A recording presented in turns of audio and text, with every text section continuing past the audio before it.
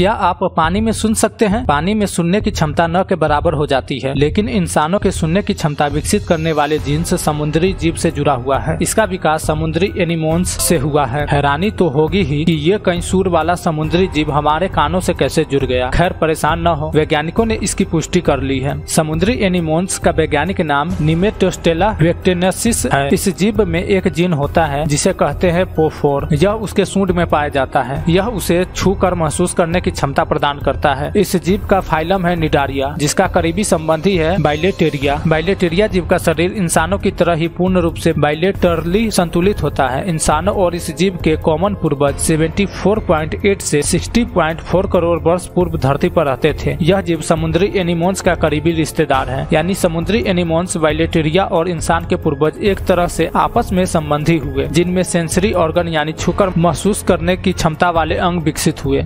University of अक्रेसांस के biologist नागायुसु नाकनिशी ने कहा कि यह स्टडी बेहद रोचक है। इससे रिसर्च के नए आयाम खुलेंगे। इससे यह पता चलेगा कि कैसे समुद्री एनिमोन्स में मेकेनोसेंस विकसित हुआ। साथ ही ये पता चलता है कि कैसे हमारे सुनने की क्षमता का विकास करोड़ों साल पहले प्री कैम्ब्रियन काल में हुआ था। इंसानों और अन्य कशेरुकीय जीवों में सुनने की क्षमता वाली प्रणाली में मौजूद सेंसरी रिसेप्टर्स को हेयर सेल्स कहते हैं। इन कोशिकाओं में उंगलियों जैसी आकृतियों के गांठ जैसे ढांचे होते हैं, जिन्हें स्टीरियोसिलिया कहते हैं। ये स्टीरियोसिलिया मैकेनिकल स्टिमुली को समझती हैं, यानी आवाज के कंपन को। नागायासु ने बताया कि स्तनधारियों में पोफोर की वजह से हेयर सेल्स का विकास होता है। अगर चूहों में यह जीन निष्क्रिय होता है या काम नहीं करता तो चूहे बहरे हो जाते हैं। समुद्री एनिमोन्स के सूंड में ठीक इसी तरह के मैकेनोसेंसरी हेयर सेल्स होते हैं, जो इसे छूकर महसूस करने की क्षमता देते हैं। हालांकि यह भी संभावना है कि यह सेंसर हेयर सेल्स उन्हें सुनने की क्षमता देते हो, लेकिन इसके बारे में पुख्ता जानकारी नहीं है। यूनिवर्सिटी ऑफ अक्रेसांस के बायोलॉजिस्ट इथन ऑर्जमेंट और उनकी टीम ने पता करने की कोशिश की कि यह जीन कैसे काम करता है। उन्होंने CRISPR Cas9 gene editing tool के माध्यम से पोफोर के कार्यों को जानने की कोशिश की। उन लोगों ने समुद्री एनिमोन के शरीर में Cas9 प्रोटीन इंजेक्ट किया ताकि ये एनिमोन के अंडों में पोफोर जीन को काट दें। इसके बाद उन्होंने विकसित होते हुए भ्रूण और म्यूटेड एमिनोन्स के विकास की स्टडी की। पता चला कि पोफोर जीन कटने से समुद्री एनिमोन्स के सूंडों का विकास सही नहीं हुआ। उनके हेयर सेल्स विकसित नहीं हुए। उन्होंने छूने पर कोई प्रतिक्रिया नहीं दी, जबकि सामान्य रूप से विकसित एनिमोन्स के सूंडों को छूने पर वो हरकत करते हैं। यानी यह बात तो पुष्ट हो गई कि पोफोर जीन्स की वजह से निडारिया और बाइलेटेरिया दोनों ही अपने सुनने और छूने की क्षमता को विकसित कर पाते हैं। यह स्टडी हाल ही में ई-लाइफ जर्नल में प्रकाशित हुई है। हालांकि इस जीन पर और स्टडी करने की जरूरत है, क्योंकि ऐसे कई जीन्स है जो हो सकता है कि इंसानों के विकसित होने में मददगार हो।